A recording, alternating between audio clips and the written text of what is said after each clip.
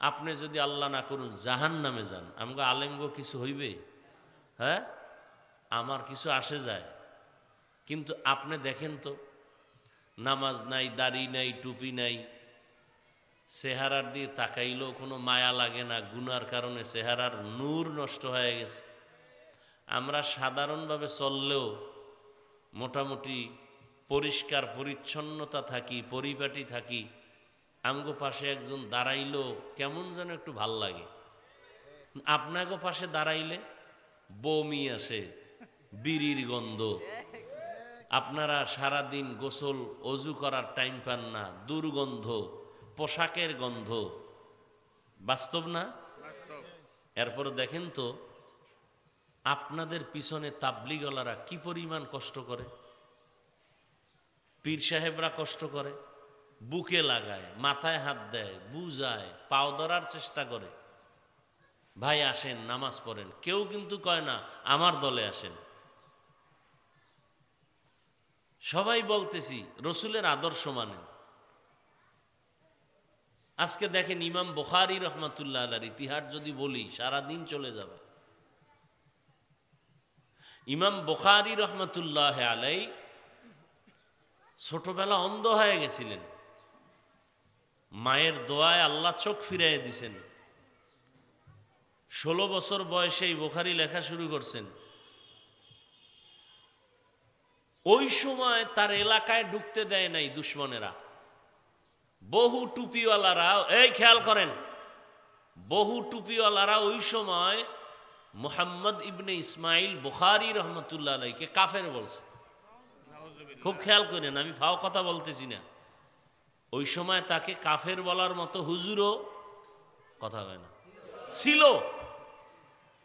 কিন্তু এখন দেখেন তো এই বুখারী শরীফটা যারা আমগো পাঁচকল্লি দেখলেও কষ্ট পায়, যারা আমাগো কাফের কয়, এরাও কয় বুখারী আমগো মাথার মুকুট, আমরাও কই বুখারী মাথার মুকুট। আহলে হাদিসরা কয় বুখারী আমগো মাথার মুকুট, ভণ্ডরা কয় আমগো বুখারী। দুনিয়ার প্রত্যেকটা মুসলমানের কলিজার মধ্যে কি, এটা চিন্তা করেন তো কারণ কি? আমারে আপনারা তো ভালো বলেন, সবাই কি ভালো বলে? বহু আছে জানের দুশ্মন, স্বয়ং রসুলের দুশ্মন। কিন্তু এই বুখারী শরীফটার এত কি মূল্য, ইমাম বুখারীর এত মূল্য যে ভণ্ডরাও তারে মাথায় লইয়া নাচে, বেদাতিরাও তারে এই বুখারী লইয়া নাচে। অর্থাৎ সব লাইনের মুসলমান, জেনারেল হোক আর যে লাইনে হোক, সবাই মনে হয় বুখারীর বিরুদ্ধে কেউ নাই। এটা কেমনে সম্ভব? ওই সময় তারে কাফের কইছে, আর এখন সবাই বুখারী নিয়ে কলিজায় রাখে। খতমে বুখারীর দোয়ায় সবাই হাজির হয়। মুহাদ্দিসিনে কেরাম বলছেন কোরআন শরীফের পরে দামি কিতাব হলো বুখারী শরীফ। কারণ কি? এটা আল্লাহ ফাটাইছে, আমি আল্লাহ ফাটাইছে, চিন্তা করা দরকার। কারণ কি?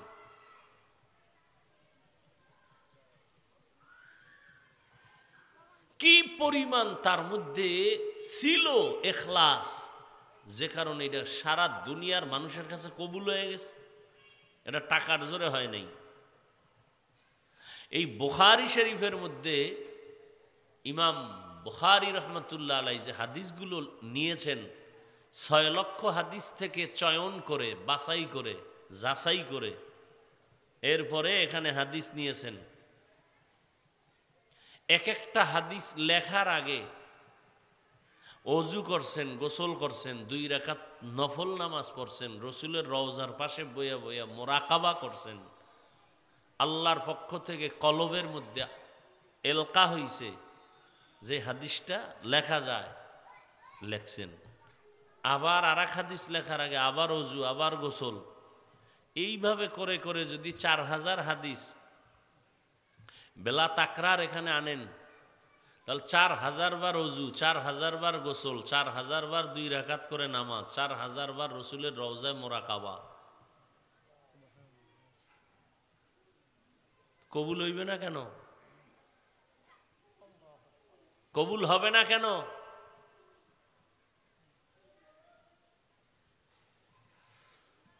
আর এই বুখারী লইয়েই একদল নাইছে নাইছে কয় বেশি ইবাদত লাগে না, বেশি আমল লাগে না। অথচ ইমাম বুখারীর কত আমল।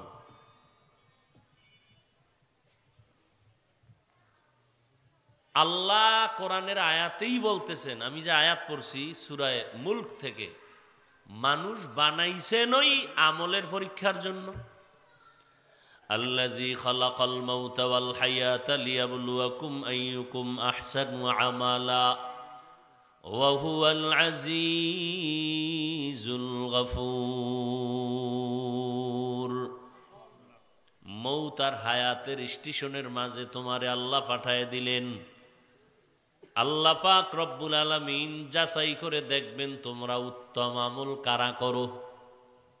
তাহলে আল্লাহ মানুষ বানাইছেনই আমলের পরীক্ষা নিবেন। অথচ কিছু স্বার্থান্বেষী টুপিওয়ালা এরা বলে আমল লাগে না।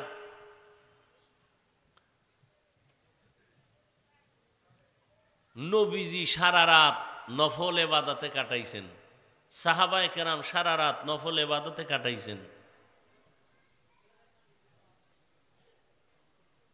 আমলের পরীক্ষা নেওয়ার জন্য আল্লাহ পাঠাইলেন।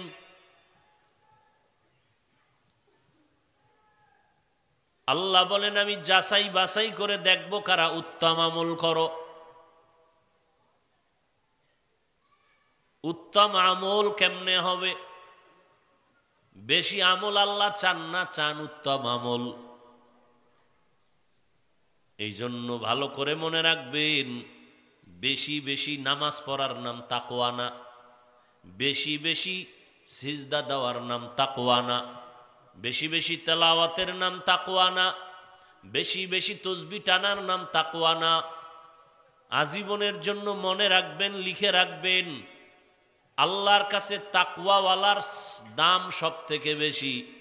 তাকওয়াওয়ালা যারা হবে এদের দুনিয়াতে পুরস্কার হবে 6টা, আখিরাতে পুরস্কার হবে আলাদা 2টা। কয়টা হইল? দুনিয়ায়, আখিরাতে। কাদের জন্য বলেন? তাকওয়াওয়ালা। আখিরাতের 2 পুরস্কারের প্রথম পুরস্কার বিনা হিসাবে জান্নাত। সুবহানাল্লাহ না? আখিরাতের দ্বিতীয় পুরস্কার পর্দা ছাড়া ডাইরেক্ট হবে আল্লাহর সাথে মোলাকাত।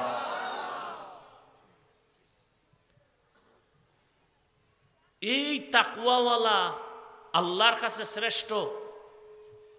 আর তাকওয়া মানে বেশি বেশি জিকির করা না, খেয়াল করেন, বেশি বেশি নামাজ পড়ার নাম না।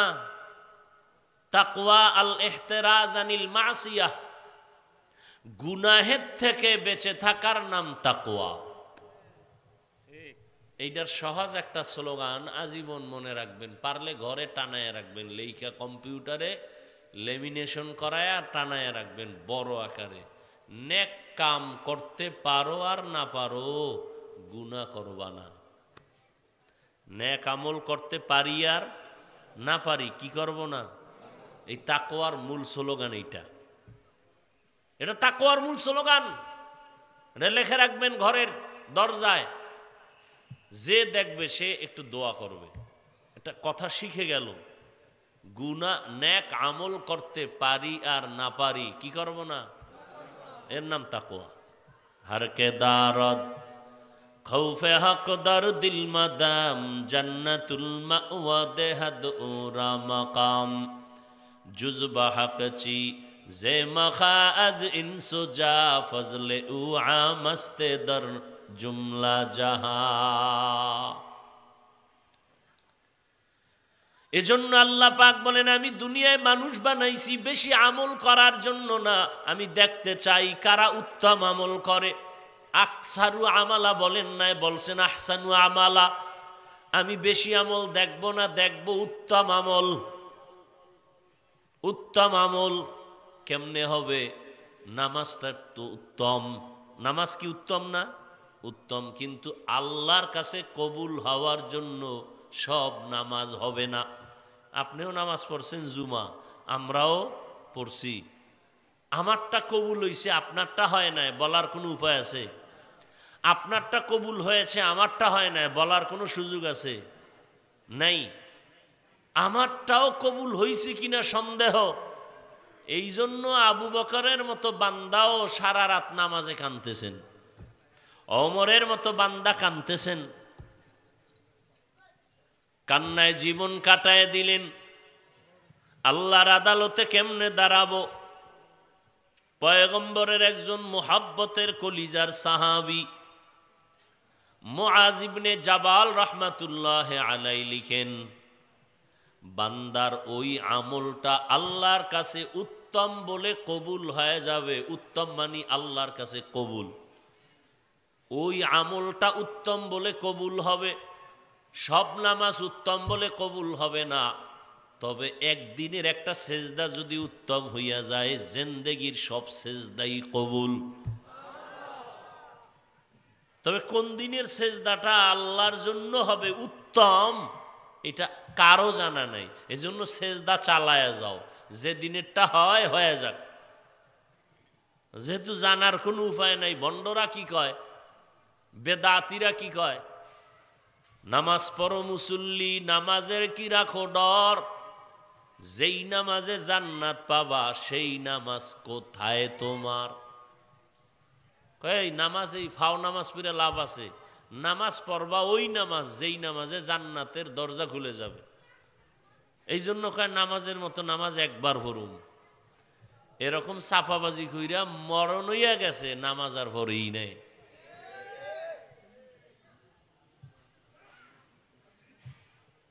ওই যে একটা গল্প আছে না, খরগোশ আর কি কচ্ছপের, যে খুব দ্রুত যাইতে পারে সে আস্তে আস্তে যায়, আমি একটা দৌড় দিলেই যেতে পারবো, শেষ পর্যন্ত আর পারে নেই। আমলের লাইনে মেহনত কি, কে কত বেশি আমল করতে পারি না, উত্তম আমল। মুআজ ইবনে জাবাল বলেন, ওই তেলাওয়াতটা উত্তম হবে, ওই নামাজটা আল্লাহর কাছে উত্তম বলে কবুল হবে, যেই আমলটার মধ্যে 4টা গুণ পাওয়া যাবে। কয়টা গুণ? 1 নাম্বার গুণের নাম এলেম।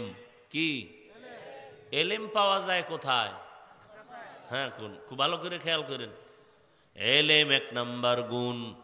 এলেম পাওয়ার জন্য রাস্তা 2টা। কয়টা? একটা হলো শিক্ষক আর একটা হলো কিতাব। কিতাব আছে, পড়ানের শিক্ষক নাই, বুঝবেন? শিক্ষক আছে, কিতাব নাই, হবে? হবে না। এই জন্য আল্লাহ দুনিয়াতে আগে শিক্ষক পাঠাইছেন, এরপরে কিতাব পাঠাইছেন। নাম্বার 2, ব্যক্তি পাঠাইছেন অনেক বেশি, কিতাব পাঠাইছেন কম। ব্যক্তির গুরুত্ব বেশি। আল্লাহ তাআলা মানুষকে হেদায়েতের পথে নেওয়ার জন্য 2টা জিনিস দিছেন, ব্যক্তি আর কিতাব। সারা দুনিয়ার মধ্যে শ্রেষ্ঠ ব্যক্তি রহমাতুল্লিল, এই জবান খুলেন, রহমাতুল্লিল। আর সারা দুনিয়াতে আল্লাহর যত দেওয়া কিতাব আছে, এই কিতাবের মধ্যে শ্রেষ্ঠ কিতাব কোরআনুল কারীম। কি কি আমার এখন কি নিয়ে আসেন, ছাত্র পাঠাই দেন। ভাইরা আমার,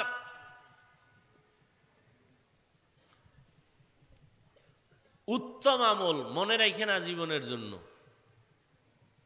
আল্লাহর কাছে উত্তম আমল কবুল হবে। উত্তম হওয়ার জন্য কয় জিনিস লাগবে? গেছেন, ভুলে গেছেন? 4 জিনিস। প্রথম জিনিসটা কি বললাম? এলেম। এলেম আসবে কয় ভাবে? 2 ভাবে, 2 রাস্তার সমন্বয়, ব্যক্তি আর কিতাব। শ্রেষ্ঠ ব্যক্তিকে রহমাতুল্লিল, শ্রেষ্ঠ কিতাব কি? কোরআনুল। এবার দেখেন তো, কোরআন আগে আসছে না নবী আগে আসছে? খুব খেয়াল করেন। নবীরে আল্লাহ পাঠাইয়াই কোরআনটা হাতে ধরাই দিছেন। ওরে 40 বছর পর কোরআন দিছেন, দেখছেন নি? 40 বছর পরে আল্লাহ কোরআন দিলেন। 40 বছর পর্যন্ত আমার নবীর বয়স, শ্রেষ্ঠ নবী, সে তো অবুঝ না, সারা দুনিয়ার মধ্যে শ্রেষ্ঠ, যেই নবীকে জঙ্গলের প্রাণীরা পর্যন্ত চিনে। কেমন রহমতের নবী আমার! 40 বছর পর্যন্ত তো লোকটার জ্ঞান অনেক, কিন্তু আল্লাহ 40-এর মধ্যে কোরআন দেন নাই। লাগবে না? আপনি কাল বাংলা বোখারি পইরা আল্লাহ মাতু দাহার হয়ে গেছেন, 2-1টা হাদিস বাংলায় পইরা, আরে সর্বনাশ, আপনি ইমাম বোখারি হয়ে গেছেন। এখন আর আলেম ওলামা আপনার কামে লাগে না। এরম আছে না পণ্ডিত? হায় হায় হায়, এত সোজা এলেম অর্জন করা! ভাইরা আমার, আবার দেখছেন নি 40 বছরের পরে পুরা কোরআন দেয় নাই, মাত্র 5 আয়াত। এইটার এত ওজন, নবী সইতে পারে নাই, উঠছে জ্বর, ডিগ্রি মিগ্রি ছাড়া। 3 বছরে জিবরাইল আর কোরআন লইয়া আয় না। কয় আয়াত দিয়ে গেছি গা?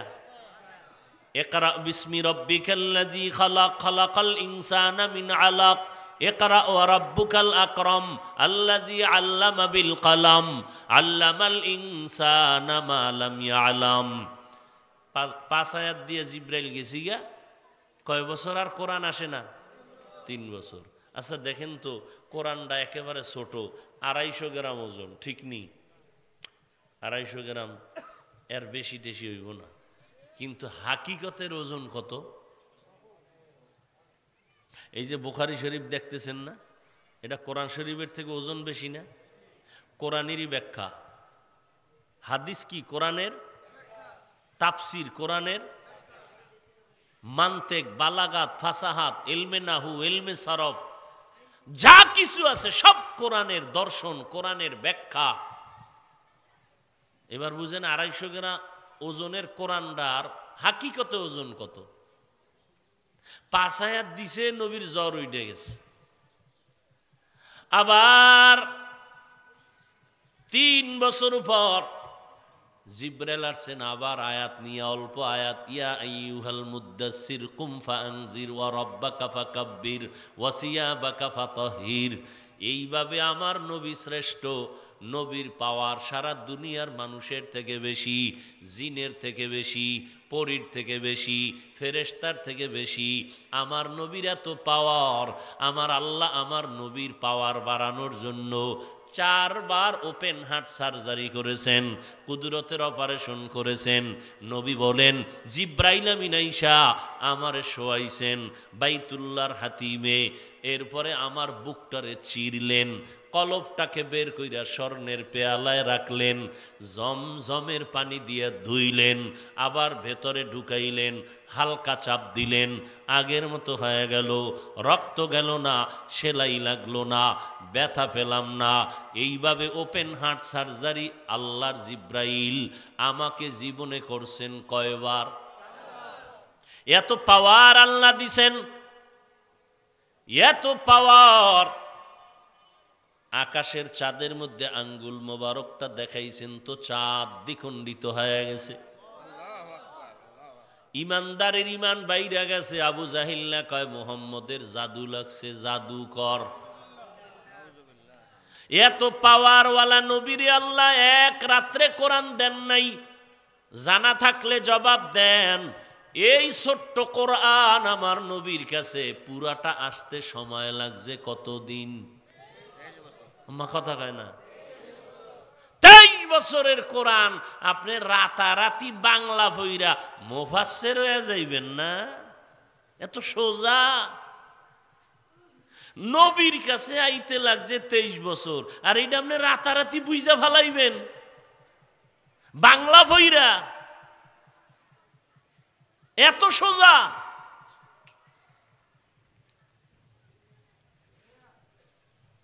এত সোজা নয় রে বাবা। এই জন্য এলেম পাইতে হলে, কোরআনের এলেম হাদিসের এলেম পাইতে হলে রাস্তা লাগবে দুইটা, কিতাব আর ব্যক্তি ওস্তাদ। যারা শুধু কিতাব ধইরা রাখছে, ব্যক্তি মানে নাই, ওরা ধ্বংস হয়ে গেছে, হয়ে যাবে। আবার যারা একদল আছে ব্যক্তির গোলাম হয়ে গেছে, কিতাব টিতাব মানে না, ওরাও ধ্বংস। এরকম আছে না নাই? একদল বলে কিতাব মানি, কোনো ইমাম মানি না, কোনো মাওলানা মানি না, আছে না নাই? ওরা ধ্বংসপ্রাপ্ত। আর একদল কয় আমগো পীর সাহেব আমগো গুরু, আমার পীর যা কয় আমি তাই মানব, কিতাব টিতাবের ধারদারি না, পীর সাহেবের কথায় যদি জাহান্নামে যাওয়াও লাগে চলে যাব। এরাও ধ্বংস। তাহলে ভালো আছে কারা? যারা কিতাবও মানে, কিতাবের শিক্ষক ওলামায়ে কেরামকেও মানে। কিয়ামত পর্যন্ত আর নবী আসবেন নাকি? আপনাদের এই হাজারীবাগে মাঝে মাঝে নবী আসেন? হ্যাঁ, আবু বকর আসবেন, ওমর আসবেন, কোন সাহাবায়ে কেরাম আর পাবেন? আবু হানিফাকে পাবেন, ইমাম বুখারীকে পাবেন? পাবেন না। অতএব কিয়ামত পর্যন্ত এই ইলম নিতে হলে কোরআন হাদিস লাগবে, ওলামায়ে আহলে হকদের সোহবত লাগবে। মাস্তানি করবে, ওর দুনিয়াও বরবাদ, আখিরাতও বরবাদ।